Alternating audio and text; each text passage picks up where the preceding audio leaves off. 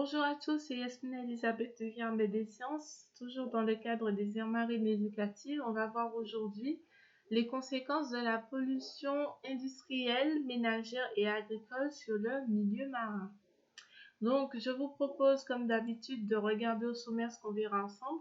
On va parler des généralités concernant la pollution. On va décrire ce que c'est des émissions polluantes d'origine naturelle, les émissions polluantes d'origine anthropique, les majeures et ce sur quoi on va se concentrer. Et puis, on va parler de la transition écologique et des éco-gestes que l'on peut appliquer dans le cadre de cette thématique. Donc, qu'est-ce que la pollution? Donc, la pollution, c'est une dégradation de l'environnement ou de l'écosystème par des substances, des déchets ou des nuisances diverses. Donc, elle a une origine naturelle et anthropique, sachant que l'origine anthropique est majeure, la plus souvent grave. Et je me demande, est-ce que tu connais des pollutions naturelles ou des pollutions anthropiques? Donc, on va voir ça tout de suite ensemble. Donc, les émissions de polluants d'origine naturelle. Donc, cette fois-ci, c'est une petite dégradation de l'environnement ou de l'écosystème par des substances d'origine naturelle. Donc, les sources majeures, c'est le volcanisme, les plantes, le pollen, l'érosion, les tempêtes de sable. Donc, vous l'avez compris, c'est généralement du fait des poussières ou par exemple des gaz toxiques générés par les volcans, mais qui vont généralement remodeler le paysage. Mais les poussières, c'est surtout nocif par rapport aux personnes sensibles dans les affections respiratoires, par exemple. Et puis, on passe tout de suite aux émissions anthropiques, les majeures et ce sur quoi on va se concentrer aujourd'hui. Donc, la pollution anthropique, c'est la pollution engendrée par l'activité humaine. Et il y en a trois types, les industries, l'urbaine, donc en ville, et puis en ville ou alors en campagne également, et puis la pollution agricole. Donc, celles-ci ont des impacts importants sur les écosystèmes, aussi bien continentaux comme les écosystèmes aquatiques, les rivières essentiellement, et d'autres milieux, par exemple les milieux agricoles évidemment. Et puis également des impacts sur le milieu marin et les écosystèmes littoraux comme les mangroves, les récifs, les herbiers, mais également des impacts en pleine mer, puisqu'il faut savoir que 80% des déchets retrouvés en pleine mer proviennent des continents. Vous avez un bon exemple vis-à-vis de ces photos où 75% des déchets retrouvés en mer, eh bien, c'est du plastique. On va commencer par la pollution industrielle. Qu'est-ce que c'est? C'est la dégradation de l'environnement ou des écosystèmes par les industries, les usines ou les exploitations anthropiques. Donc, je vous ai mis ici trois exemples qui vont refléter mes propos. Donc, vous avez en haut à droite la SARA. Donc, c'est une usine d'exploitation d'hydrocarbures, donc de pétrole. Donc, la SARA a un très bon mode de gestion, mais il faut savoir que les usines d'exploitation d'hydrocarbures peuvent amener au rejet justement de pétrole et donc d'hydrocarbures dans l'environnement, aussi de métaux lourds, puisque les hydrocarbures sont riches en métaux lourds, mais aussi en gaz à effet de serre comme le CO2, notamment avec la combustion du pétrole. Juste en dessous, vous avez un exemple d'exploitation de carrière. Donc ici, c'était à Rivière-Salée. Donc les carrières, si vous visualisez, lorsqu'on vient prélever la roche pour la construction, il y a bien sûr des émanations de poussière, mais il faut savoir aussi que il y a des métaux lourds dans la roche, donc ça peut amener aussi à la libération de métaux lourds et encore de CO2, puisque pour exploiter les carrières, on utilise des machines. Et juste à gauche, avec la centrale de Bellefontaine, donc, il faut savoir que la centrale est alimentée en hydrocarbures en pétrole. Donc, on aura les mêmes soucis que pour les usines d'hydrocarbures, c'est-à-dire rejet de métaux, d'hydrocarbures et de gaz à effet de serre. Donc, je vous parlais des métaux. Donc, qu'est-ce que c'est? Donc, les métaux, ce sont des éléments naturels retrouvés essentiellement dans les roches. Vous avez ici entouré en violet, donc c'est les éléments en jaune et en gris. Donc, il y a deux types de métaux. On a des métaux essentiels à faible dose qu'on appelle des oligoéléments qui sont essentiels pour les croissances de plantes ou même les croissances des êtres humains comme le zinc, le fer, le cuivre, le magnésium. Et puis, non pas le magnésium, le zinc, le fer, le cuivre. Et puis, vous avez aussi des métaux lourds qui sont très toxiques même à faible dose comme l'arsenic, le cadmium ou encore le mercure. Donc, ces métaux lourds proviennent généralement d'exploitation de carrières, donc à ciel ouvert ou de mines en profondeur, mais aussi de forages. Les forages, c'est vraiment lorsqu'on va prélever faire des constructions, par exemple, il faut enlever de la roche, ou lorsqu'on veut prélever des hydrocarbures dans les fonds continentaux, les fonds océaniques. Donc tout ça va amener au rejet de métaux lourds, mais aussi de gaz à effet de serre comme le CO2. Il faut savoir que les métaux, par rapport à leur nature, à leur disponibilité, donc biodisponibilité dans l'environnement, donc les interactions qu'ils peuvent avoir avec l'environnement, les écosystèmes, en fonction de la dose et des concentrations. Ceux-ci peuvent avoir un impact très important sur les écosystèmes et on parle généralement de toxicité ou de dose létale. Les métaux lourds sont présents absolument partout, ils font partie intégrale de nos vies, que ce soit sur les ordinateurs, les écrans télé, les téléphones, les accessoires, les ventilateurs, les imprimantes, les poignées de porte ou les poignées de meubles, les téléphones portables, les ciseaux, les engins de décoration. En réalité, les métaux lourds sont partout, même dans nos vêtements. Par exemple, des vaporisations de métaux lourds pour rendre le vêtement pour qu'il n'y ait pas d'odeur en fait, pour que ce soit antibactérien. Et puis des vaporisations aussi d'oxyde de titane pour faire briller les bonbons. Donc il y en a absolument partout des métaux lourds. Sur cette dernière diapo concernant les métaux lourds, il faut savoir également que justement, je vous parlais de métaux lourds, il y a également les métaux des bijoux.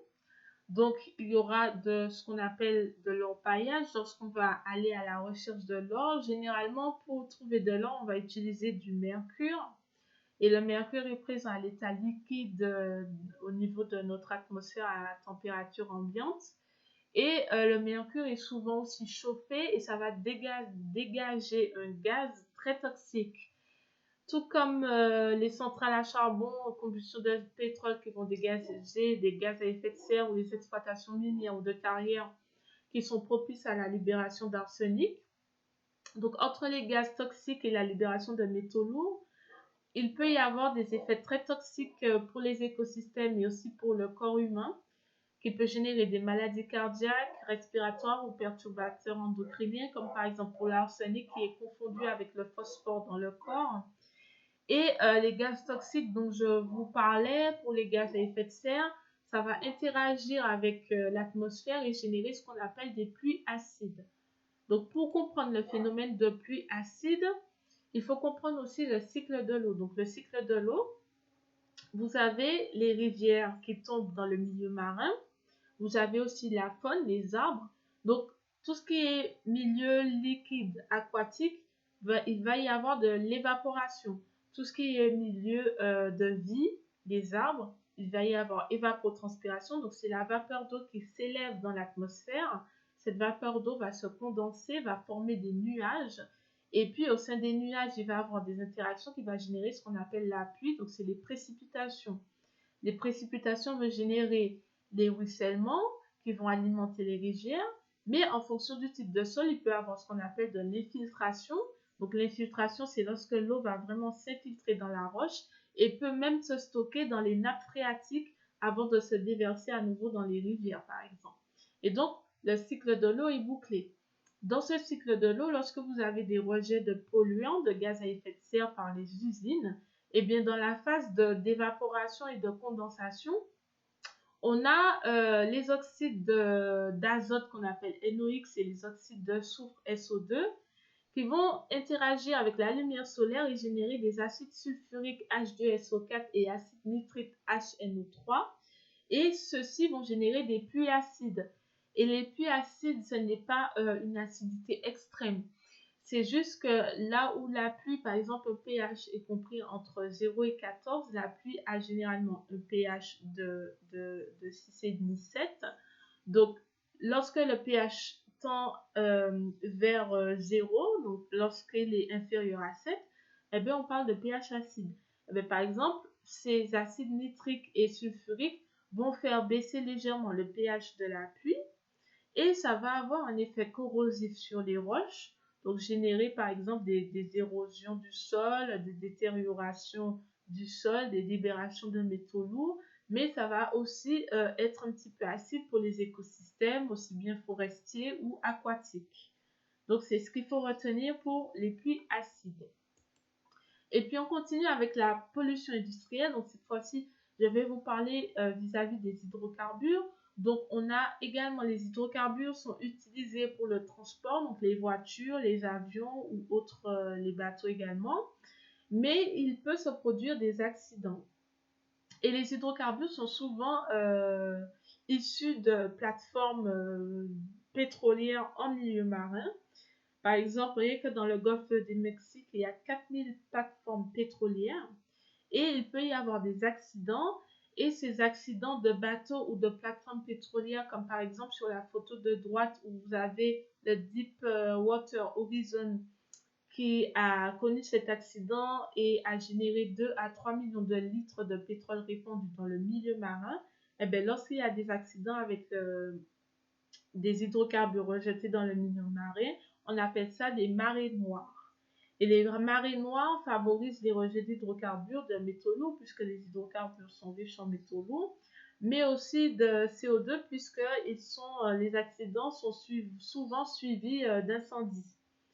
Mais pas de panique, il faut savoir que les États s'organisent pour nettoyer ou récupérer le pétrole qui viennent s'échouer sur les plages puisqu'ils ont beaucoup d'impacts, comme par exemple des impacts sur les oiseaux marins, puisque vous avez différents types d'hydrocarbures. Vous avez des hydrocarbures légers qui ont un effet beaucoup plus toxique car ils sont facilement assimilables dans les organismes. Et puis les hydrocarbures lourds, eux, ils vont plutôt générer une sorte de grue, ce qu'on appelle l'englument. Et en fonction de tout ça, il y aura un impact sur les oiseaux marins, les organismes primaires, donc photosynthétiques comme le phytoplancton, les organismes marins évoluant aussi bien à la surface de l'eau de mer que sur le littoral, les écosystèmes littoraux bien sûr, et in fine, en finalité donc, des impacts sur l'activité économique comme la pêche ou le tourisme. On va maintenant se concentrer sur la pollution urbaine et ménagère. Donc, c'est une dégradation de l'environnement des écosystèmes par les villes, les entreprises ou les particuliers. Vous êtes au courant que souvent, il y a beaucoup de personnes qui jettent leurs déchets à des emplacements non attitrés pour cela. On retrouve énormément, par exemple, de batteries de voitures qui sont riches en plomb, qui est extrêmement nocif pour le corps humain. Vous avez énormément de déchets plastiques, des bouteilles, des canettes qui sont, eux, en aluminium. Et puis, vous avez également en Martinique les eaux usées. Donc, en Martinique, les stations d'épuration connaissent énormément de fuites. Donc, les eaux ne sont pas forcément bien filtrées.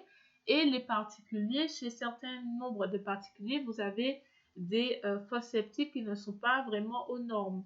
Et donc, ça peut conduire aussi à un échappement de particules ou d'éléments polluants dans les rivières. Et ces éléments polluants peuvent être des éléments riches en azote ou en phosphore qui peuvent favoriser le développement des algues. C'est ce qu'on appelle l'eutrophisation.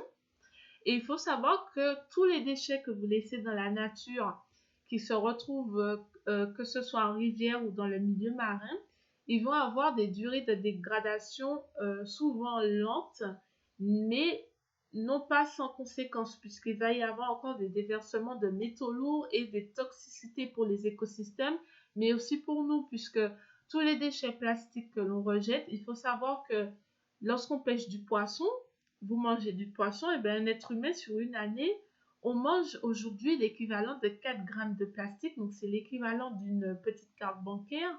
Donc aujourd'hui, on en est là. Donc c'est pour ça aussi qu'on vous sensibilise à participer au tri sélectif et à ne pas polluer que ce soit les écosystèmes ou le milieu continental proche de chez vous. Donc par exemple, sur la photo de droite, vous avez des exemples pour le sachet plastique qui se dégrade aux environs sur 3 ans. Et encore, même si la dégradation n'est pas visuelle pour l'homme, il faut savoir qu'il existe des microparticules de plastique qui sont invisibles pour l'homme, mais qui sont déjà inclus dans le phytoplancton. Or, le phytoplancton est de taille micrométrique. Donc, c'est pour vous dire à quel point c'est très grave. Et donc, la pollution urbaine va générer des rejets organique, comme je vous le disais, riche en azote ou en phosphore, qui peut amener à la formation d'algues, et les algues vont prélever énormément d'oxygène dans les milieux aquatiques, donc ce qui peut causer une asphyxie des écosystèmes. Et puis, il y aura aussi des rejets métalliques, donc tout ce qui est les voitures, lorsque vous avez des freins des voitures qui sont en action, il y a des microparticules de métaux lourds qui sont rejetées. Lorsqu'il pleut, la route est lessivée et ça va encore dans les rivières et ensuite au milieu marin. Donc, ça génère encore de la toxicité. Vous avez toute une série d'impacts de déchets sur le milieu aquatique, que ce soit pour les animaux marins, par exemple la tortue qui confond le sachet plastique avec les méduses. Vous avez aussi des filets fantômes, les filets de pêche abandonnés qui peuvent causer des blessures aux animaux. Donc, vous avez toute une série d'impacts pour la santé de l'homme et aussi pour les écosystèmes. Donc, on vous sensibilise énormément là-dessus pour faire attention à ce que vous jetez, à ce que vous triez et à ce que vous utilisez également. Maintenant, on passe à la pollution agricole. Cette fois-ci, c'est la dégradation de l'environnement des écosystèmes par l'activité agricole. Donc, celle-ci va surtout générer des rejets organiques, surtout vis-à-vis des engrais qui sont riches en azote ou en phosphore, mais les engrais sont aussi riches en métaux lourds. On a également les pesticides. Donc, les pesticides, la définition de droite, c'est vraiment des produits chimiques qui servent à éliminer les indésirables ou les pestes. Donc, vous en avez 4 différents. Donc, les insecticides pour les insectes, herbicides pour les mauvaises herbes, fongicides pour les champignons et rodenticides pour les rongeurs. Vous avez également des risques de pollution aux hydrocarbures, par exemple des tracteurs mal entretenus ou des vidanges mal effectuées. Donc en Martinique, un exemple de pollution agricole typique est celle d'un pesticide qui était avant utilisé, c'est la molécule, c'est la chlordécone. Vous avez une photo en haut à droite de la molécule de chlordécone. Donc on dit que c'est un organochloré. Et en fait, la chlordécone, le souci avec elle, c'est qu'elle se retrouve bien piégée dans les sols. Elle se dégrade très, très, très lentement. Et à cause des eaux de pluie qui conduisent à un ruissellement et infiltration dans les nappes phréatiques, la chlordécone est amenée aux rivières puis au milieu marin ou alors même dans les nappes phréatiques et est très peu dégradée. Donc, l'utilisation d'engrais, de pesticides, etc., via la pluie, favorise leur ruissellement jusqu'au milieu marin et donc cela va impacter l'écosystème tout simplement. Donc on va maintenant passer à notre dernière diapo, parler de la transition écologique et des éco-gestes. Avant tout, qu'est-ce que la transition écologique? Eh bien, la transition écologique, c'est une manière de consommer, d'agir autrement dans un terme de développement durable, donc qui puisse concilier et protection d'environnement et les aspects sociaux et les aspects économiques pour pouvoir mieux vivre. Donc vous avez beaucoup d'éco-gestes que vous pouvez faire en faveur de la transition écologique, comme par exemple lorsque vous êtes à la plage ou à la rivière ou même proche de chez vous, d'éviter de jeter des déchets dans la nature, des déchets surtout chimiques, plastiques. Tout ce qui est biodéchets, par exemple, peuvent être revalorisés au sol puisque ce sont des nutriments qui peuvent être utilisés, dégradés naturellement, que ce soit une peau de banane, des herbes, etc. Mais quand c'est des déchets chimiques, évitez de les jeter en pleine nature et mettez-les dans les emplacements nécessaires à cela. Donc, faites le tri sélectif. Vous pouvez aussi faire des éco-gestes en consommant local, donc en évitant d'acheter des produits importés, puisque l'importation favorise le transport par bateau et donc la libération de gaz toxiques et de gaz à effet de serre. Vous pouvez avoir des pratiques écologiques vis-à-vis de vous-même en participant à des actions de nettoyage ou de sensibilisation à l'environnement, des salons de sensibilisation à l'environnement. Et puis, vous pouvez vous informer ou informer votre entourage pour éviter les pollutions et minimiser les déchets. Donc, je vous invite à répondre à cette question de « Et vous, vous faites quoi pour la planète ?» Et puis, je vous propose également de regarder les vidéos qui sont juste là dans la description du diaporama. Et je vous dis à très vite, à très bientôt. Merci de m'avoir écouté. J'espère que ça vous a plu. Au revoir.